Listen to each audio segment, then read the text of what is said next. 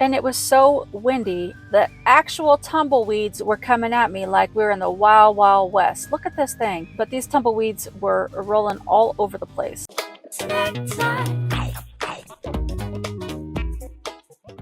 Hello Snack Pack, welcome back to Travel Snacks.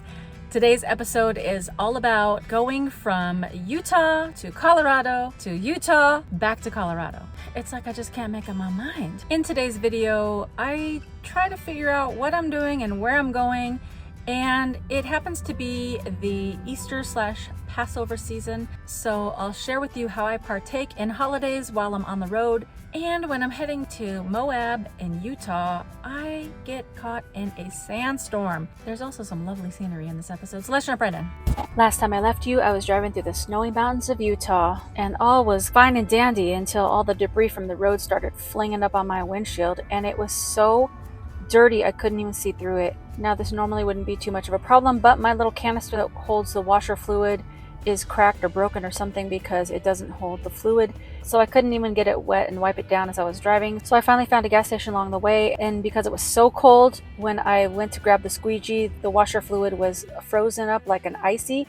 So I did the best job I could and then carried on with my journey. Finally, it became clear, there was no more snow, and it was a beautiful day and a gorgeous drive. And I finally made it to colorful Colorado, my first time in the state, so check another one off the list.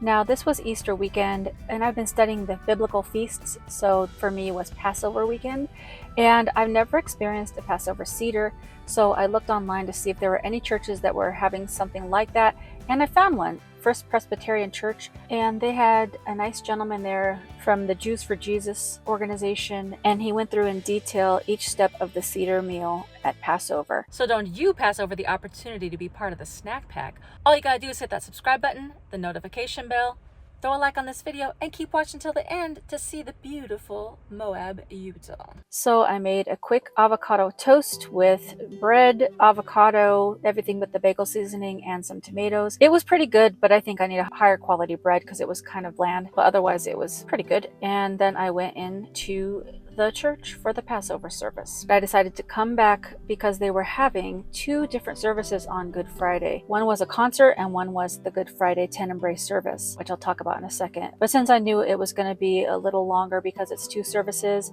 I made my dinner. I just grabbed a can that's like 3 different types of beans. I mixed it together with some salsa and avocado, and then I air fried just for a couple minutes a few corn tortillas, and it was pretty good. Again, I think I need to work on my seasoning game, but other than that, it was pretty filling. And I also paired it with some broccolini, which I think was going bad because of these little yellow flowering things. But if you've never tried air fried broccolini, you need to get on that. What I do is I melt a little bit of butter, put it in a baggie, shake it around, and then put it in the air fryer for a couple minutes until the ends get brown. And I'm not even kidding, it is so good. I'm not even a vegetable person, but broccolini is my new favorite vegetable. Okay, so I went into the a cappella choir and handbell concert, and it was amazing. They did such a wonderful job, and those people on the bells are so fantastic. It was just awesome. Let's take a listen.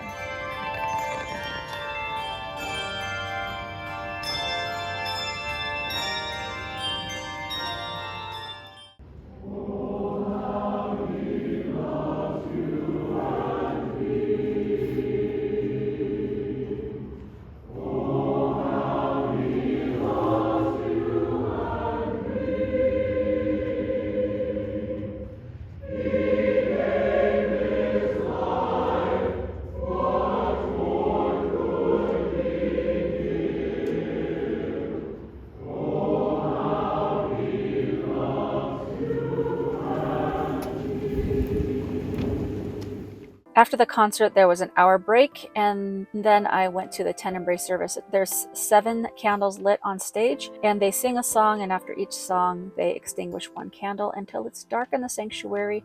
And it's a contemplative service, so it's supposed to be the mood of, say, if you went to a memorial or funeral service. After the last candle has been extinguished, everybody walks out of the sanctuary in total silence, and boy, could you feel it. And it was really somber. And even though that sounds depressing, it was really awesome just to feel the magnitude of the sacrifice. The next day, I went over to AutoZone because my check engine light is on, and I just had my evap canister replaced. But when the guy checked the code, it was again my evap canister. I'll have to have that checked out when I get back to California because I already paid for that, and it's the same code coming up. And that's just a little hint. If you need to get your battery charged, get a check engine light test, or borrow some tools, you could do that at AutoZone. And I think they're awesome for that. Now I wanted to find a really beautiful Passover service. And in the past, I've really enjoyed sunrise service. So I was looking at the surrounding areas and I found that there was going to be a sunrise service in the Arches National Park. I was like, what in the world? This is the greatest thing I ever heard. And Moab was only about an hour and 45 minutes away. So I decided to drive up on Saturday night, stay the night, and then I'd be there for the morning service. So I got on the road and it looked like a storm was a brewing. So I was like, okay, this should be an interesting drive. It was still a really nice, peaceful drive, but the wind was crazy. I'll be quiet for just a second so you can enjoy these views, and then I'll tell you what happened as I got further into the drive.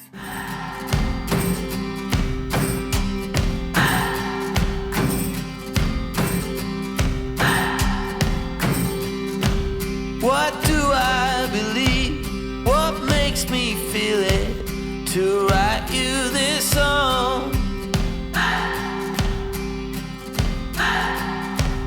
2 hours a day, 5 months and a year. Oh, I loved you too long. You keep blowing me out, I keep holding you in. I keep asking myself, oh, why do you still hurt? Why do you still hurt? The wind was getting worse the longer I drove, and my van was swaying from side to side, and I was not feeling this at all. And it was so windy that actual tumbleweeds were coming at me like we were in the wild, wild west. Look at this thing. But these tumbleweeds were rolling all over the place. Then it started to rain, which I don't mind because I love rain, but not when it's paired up with wind. It was not the greatest experience.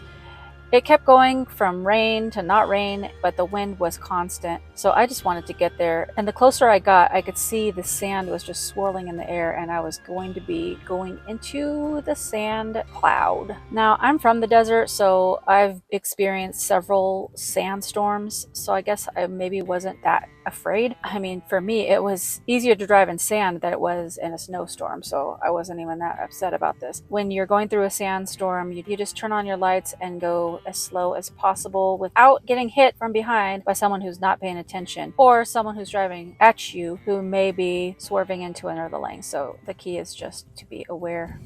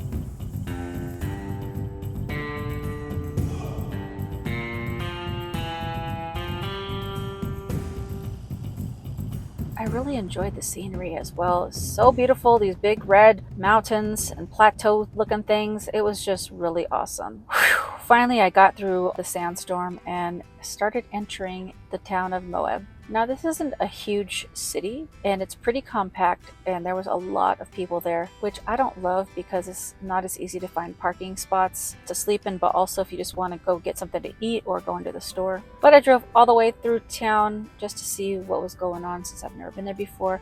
And then I turned back around so I can get into the main town and grab something to eat. And on my way back, I see these little deer just trying to cross the street, and I'm like, oh no!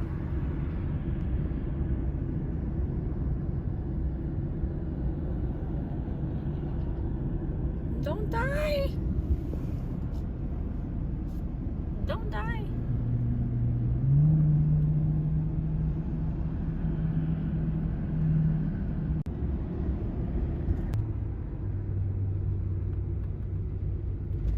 Alright, I just grabbed a sandwich from Subway, and then I wanted to find this church to make sure that I was in the right spot. And I was able to park on a little side street where you could see me right there overnight, and it was quiet and peaceful. And then the next morning I walked over to the church because they said they were going to have shuttles up to the Arches National Monument for the service, but I didn't really want to take the shuttle. I wanted to drive. So I saw some people standing over by the church, and I was like, hey, can I just drive my van in? And they were like, you can, but there's not a lot of parking up there, but if we go now, which was like 5 in the morning, it'll be easier to find a spot. And then I told him I don't know how to get there because I've never been there before. And he said, you could just follow us because we're going up there now as well. And I didn't know this at the time, but that was actually the pastor, and he was very nice. So we were able to get into the Arches National Monument for free because it was so early in the morning. Hi. Good morning. I'm here with the church service. Thank you. The only requirement was that everyone that was going to the church service had to be out of the park by 9 a.m. since we didn't have a reserved time slot and we were getting in there before all the crowds. I thought this was the most awesome thing because I'd never been to this national park. What a blessing. All right, on the next episode, I'll show you what the church service was like and my exploration of Arches National Park. Bye for now.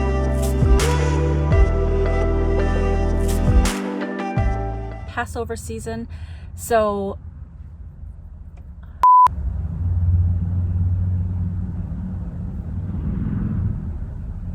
in a sandstorm. Pass over the opportunity to be that subscribe button. What? All you gotta do is hit that subscribe. All you gotta do is hit. Is it subscribes? What's in your mouth doing? Snack time. Snack time.